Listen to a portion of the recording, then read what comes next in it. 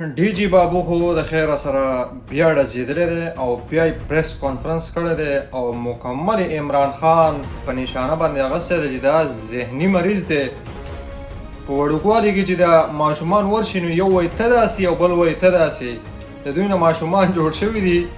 عمران خان د دوی هغه مشر ته ویلي و، هغه غټ فرعون ته چې ته ذهني مریض او د کرسۍ او د بادشاهت په لالچ کې د انسانانو وینه دې توی کړه او ته ذهني بیمار شوی د کرسۍ په لالچ کې، د وزارت په لالچ کې او د بادشاهت په لالچ کې. دا اوس د عمران خان نه بدل اخلي چې ته ذهني مریض. ماشومانو کې چې دوه روان شي که نه، یو وایي ته داسې او بل وایي ته داسې که نه، دوی نه ماشومان جوړ شوي دي.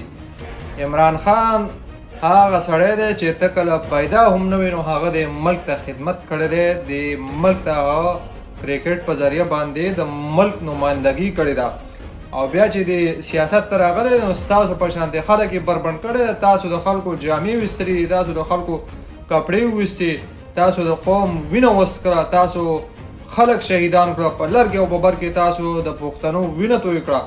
چې تاسو یې بربنډ کړئ نو تاسو وایئ چې عمران خان ذهني بیماره دی. ذهني بیماره نه دی، ښه مکمل برابر دی. ستاسو نه جامې خلک یې په کته وباسي، ستاسو نه یې په پورته وخت کې په پورته په دنیا کې یې بربنډ کړئ او په دنیا کې چې کوم دی ایکسپوز کړئ، پوره په دنیا کې وشرمولی.